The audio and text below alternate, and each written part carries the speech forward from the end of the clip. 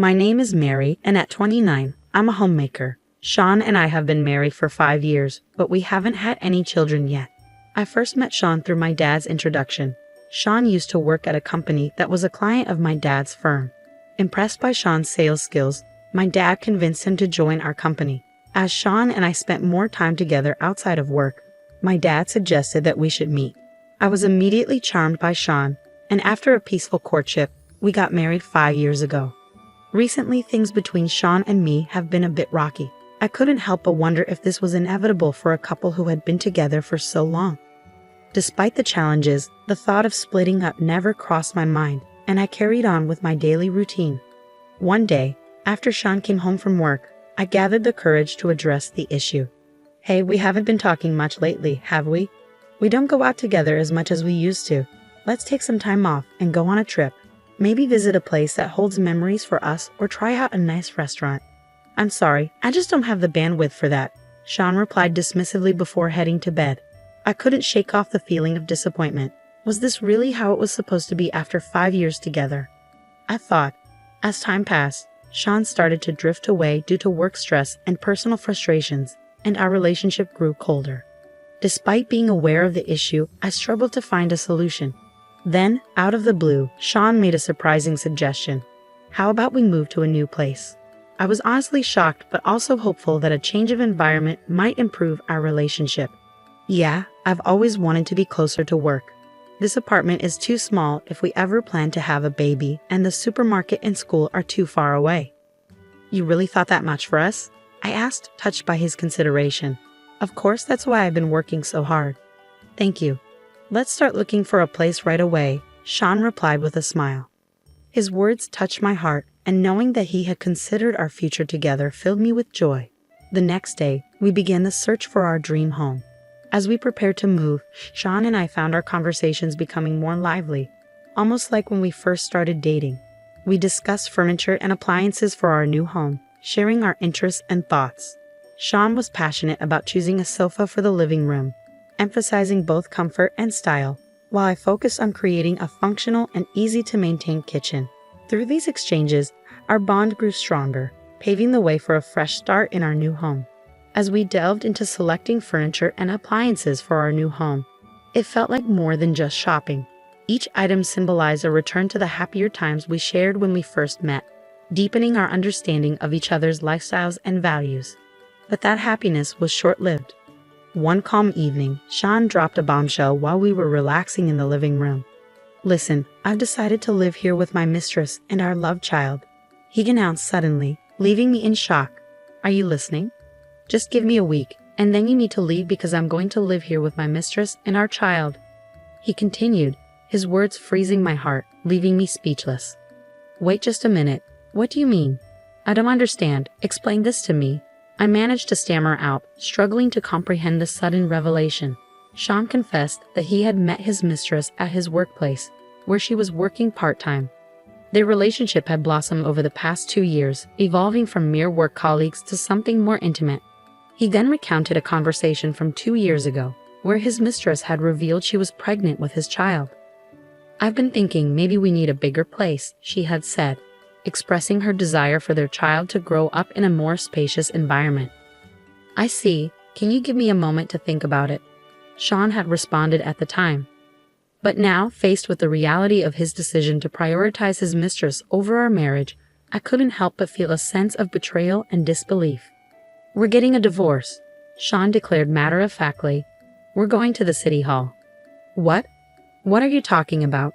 I exclaimed, struggling to process the sudden turn of events. "Wasn't the plan that we'd live here together? We even picked out furniture together." "It was never about you," Sean retorted coldly. "I moved here to live with my mistress and our love child. So please, could you move out as soon as possible?" But can't you think it over? Can't we talk about this?" I pleaded, desperately clinging to the hope of salvaging our relationship. "I thought it over, and the decision is to prioritize my mistress," Sean replied firmly. "She's more reliable, good at her job, and importantly, young and beautiful unlike you. So please understand, I'm not up for a lengthy discussion. This is it. There's nothing more to talk about." As Sean's callous words sank in, I struggled to comprehend his calm explanation. grappling with the harsh reality of our shattered marriage and the impending end of our life together. As I struggled to process the whirlwind of emotions swirling inside me, the reality of our shattered dreams hit me hard. We were supposed to live happily together in our new home, yet here I was faced with the harsh truth that Sean had a mistress and even a child on the side. And now I had to leave within a week. Hey, are you even listening? Sean's voice pierced through my thoughts, his tone tinged with impatience. Can you leave this place? I've already told my mistress she can move in, so it's going to be a problem if you're not out within a week. I tried to speak, to defend myself against his accusations, but his words continued to sting. I know it's going to be tough, but please do your best. It's partly your fault for not satisfying me as a woman, you know. Understand that. His blame cut deep, each word a painful reminder of my supposed shortcomings. But man, I was surprised you never caught on about me and my mistress, he added, his tone dripping with disdain. You should really try harder with the next guy you're with.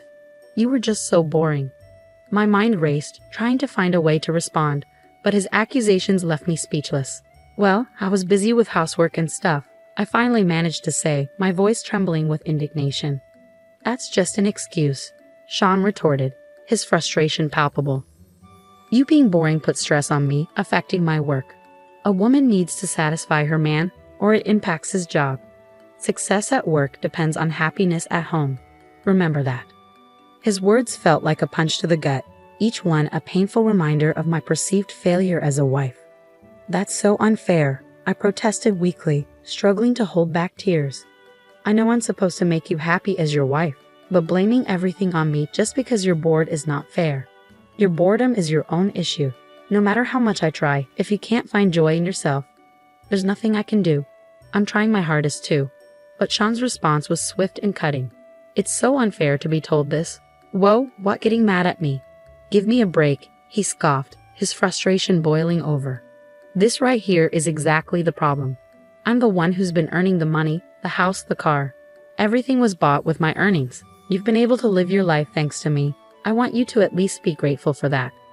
His words hung in the air, a bitter reminder of the power dynamics at play in our relationship. As our argument escalated, it moved further away from the original point, leaving me feeling defeated and lost in a sea of resentment and pain. All right, I'll leave, I muttered, my voice barely above a whisper. Good, you're a reasonable woman, Sean replied, seemingly unfazed. Overwhelmed by despair and betrayal, I managed to drag myself away from the scene of this nightmare, feeling like my heart was being crushed under the weight of it all. Unable to talk to anyone about it, I spent 2 days and nights lost in thought at a manga cafe. Determined to get my revenge, an idea suddenly struck me. 3 days later, as I prepared to leave, Sean approached me. Hey, you're actually leaving? He asked, his tone betraying a hint of relief. Yes, lucky me. That's a relief. I'll tell my mistress she can move in tomorrow, I replied, trying to keep my voice steady despite the storm raging inside me. As I turned to leave, the doorbell rang, breaking the tense silence. Huh, who was that? Sean muttered, annoyance evident in his voice. Could you get that, please? He added, almost as an afterthought. Get it yourself, please, I retorted, my frustration boiling over. Well, since you're leaving today anyway, Sean grumbled as he made his way to the door. As he opened it, his expression changed from annoyance to confusion, then shock. There, standing before him, was an elderly man beside a luxury foreign car.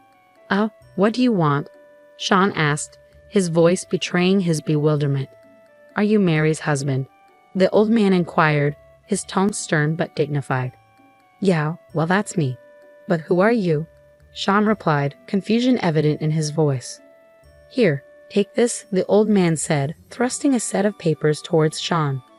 What is this? Sean asked, his confusion growing by the second. A divorce paper and a resignation letter. Sign it right now, the old man commanded, his gaze steely. Huh? Wait, who are you? What's this all about? Sean stammered, his mind racing to make sense of the situation. Don't you understand why you need to write a resignation letter? The old man's voice was stern, leaving no room for argument. Wait, Grandpa, thank you for coming today, I interjected, rushing to Sean's side. Grandpa? Sean exclaimed, his eyes widening in disbelief. Oh, let me introduce him. This is my grandfather, Ken Black, I explained, trying to maintain my composure. Ken Black? As in? Sean trailed off, realization dawning on him. Yes, the chairman of your company, I confirmed, feeling a sense of satisfaction at Sean's dawning comprehension. Wait, please. You're saying my company's chairman is Mary's grandpa? Sean's voice wavered, disbelief evident in his tone. That's what I'm saying. But I guess you wouldn't know, since we have different last names, I explained, feeling a sense of vindication. My husband had been unaware of my grandfather's existence, only my father, who had introduced him to the company. And I knew about this. Do you understand what you've done to my dearest granddaughter? My grandfather's voice boomed, his disappointment palpable. No, it's not like that. Not like that, Sean protested weakly, his voice faltering under my grandfather's stern gaze. I've heard everything from Mary, my grandfather continued, his tone unwavering. Funny grandpa, I mean Mr. Chairman, I interjected, trying to lighten the tension.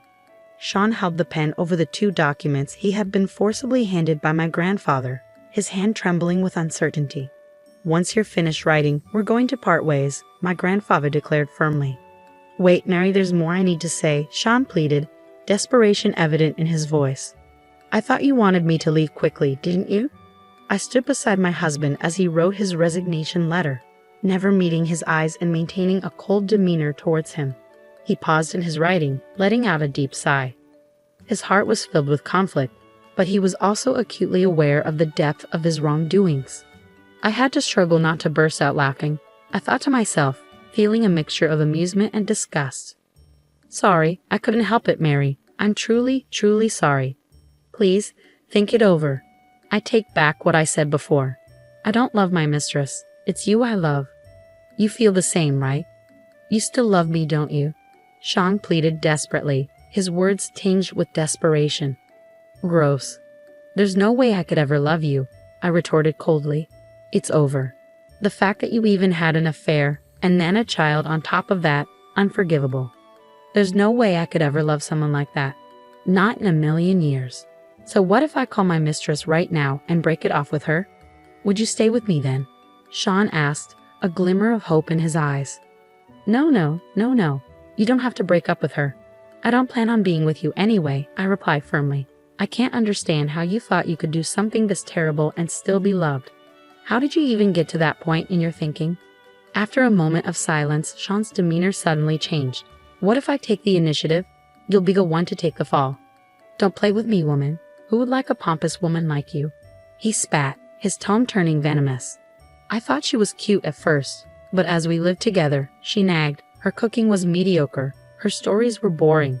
You should be thankful that you've lived with someone like me for 5 years. You should get out of this house right now. My mistress is many times better than you. Just a moment ago, he was begging not to break up, and now he was throwing a tantrum because I refused to agree to his demands. He probably thought I'd be scared and back down, but with my grandfather by my side and my confidence in my own abilities, I knew I could stand my ground.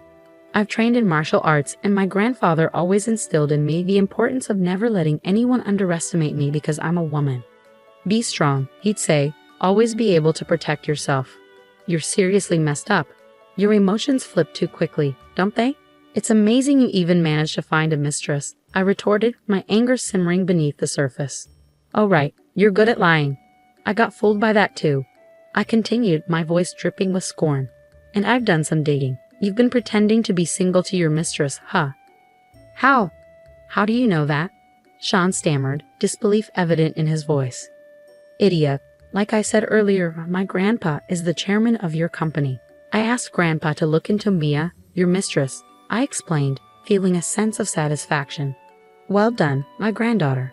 You don't back down, my grandfather praised, his tone filled with pride. When we looked into it, all sorts of things came up. Despite being with Mary, you were getting cozy with Miss Sue at our company. And there were issues with married women. I was so embarrassed when I found out an employee of my company was doing this. I wondered why I hadn't fired him sooner. My grandfather continued, his disappointment evident. It's actually funny to think I was married to such a husband. I'm ashamed. What happens next depends on the mistress's move. Actually, she's going to be here soon. I'd already called her using your phone when you were in the bathroom, I announced, a sense of anticipation building inside me. Just then, the doorbell rang again. With excitement, I opened the front door to reveal my husband's mistress and their child, both stunned to see me. "Oh, wrong place," the mistress muttered, starting to turn away. "Not wrong, not wrong. Nice to meet you," I intervened, stopping her from leaving. "Hello, is this Scene's house, right? We've been waiting. Come in, come in. Grandpa, can you take care of this kid in the other room? You mind if I speak to you?"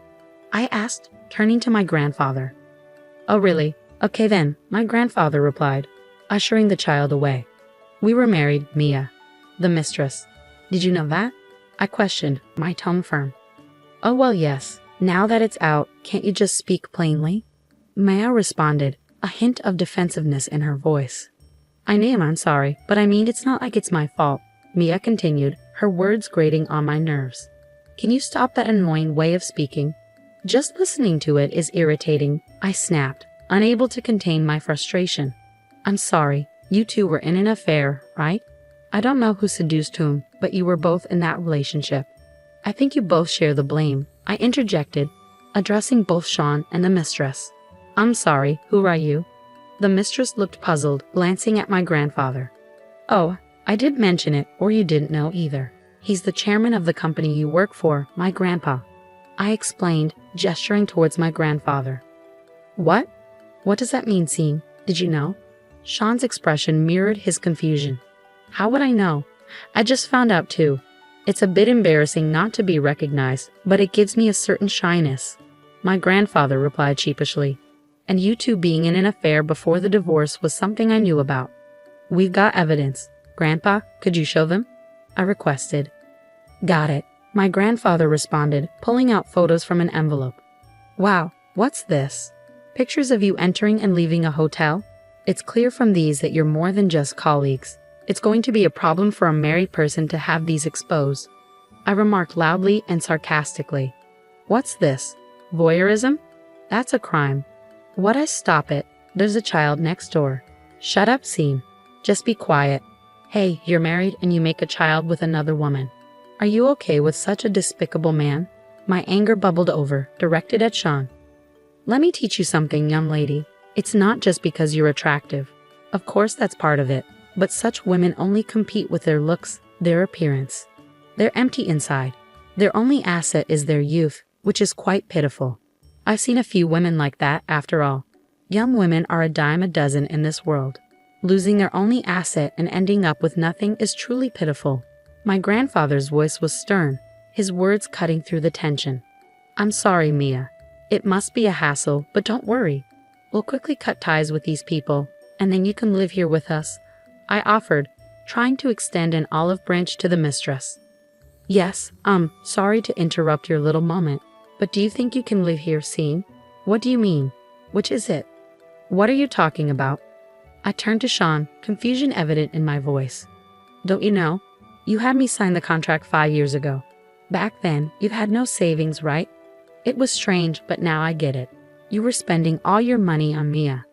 This place has a good location, it's new, and it has a beautiful view," I explained, my tone heavy with disappointment.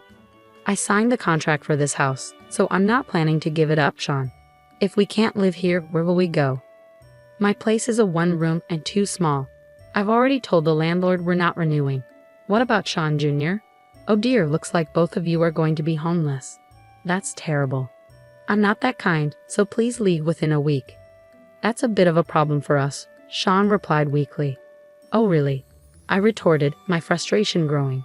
"Saying that to others, maybe now you're starting to understand a little bit of how I felt back then. Hey, what about us? What's going to happen? Of course we'll continue, or not. It doesn't matter," Sean shrugged indifferently. "But Mia, are you really okay with this guy?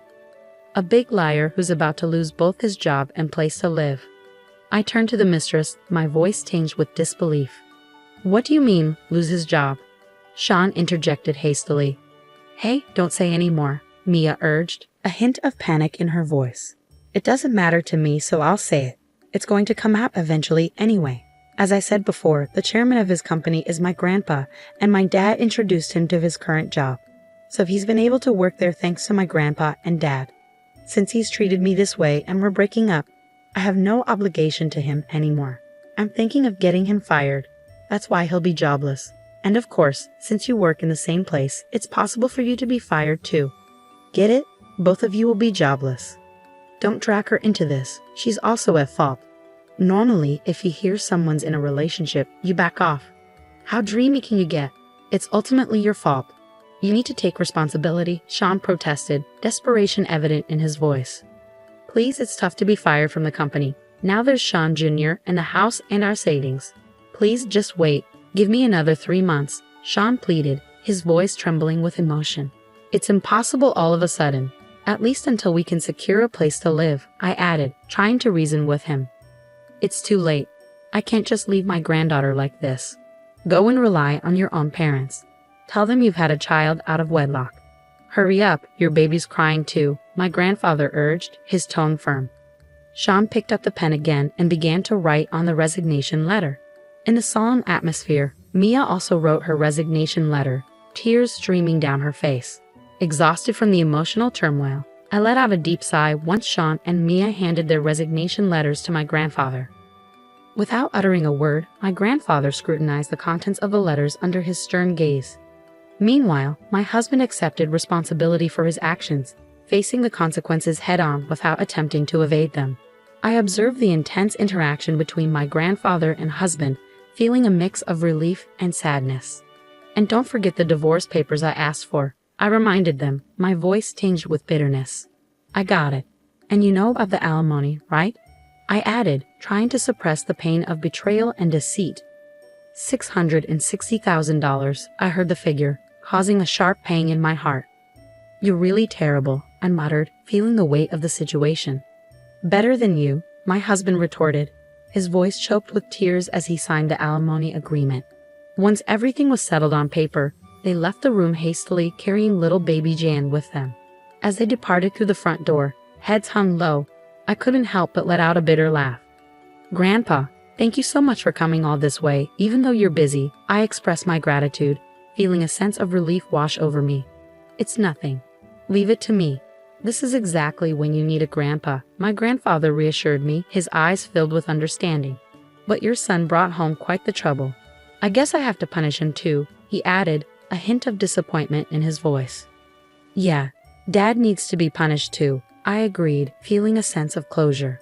I'll tell Mom.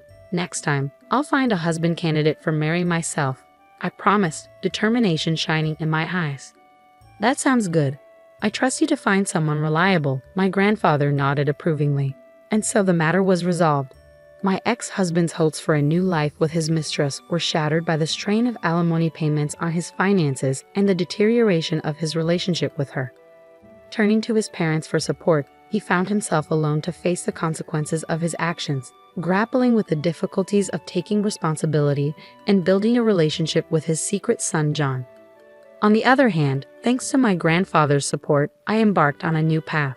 The alimony became a stepping stone toward a brighter future, and I succeeded in pursuing my own happiness despite the pain caused by my husband's unfaithfulness. It became a valuable experience that made me stronger and more resilient. Cherishing the support from those around me, I forged new connections and built a new community to pursue my happiness. Over time, I healed from the wounds of the past and emerged as a stronger, more mature person.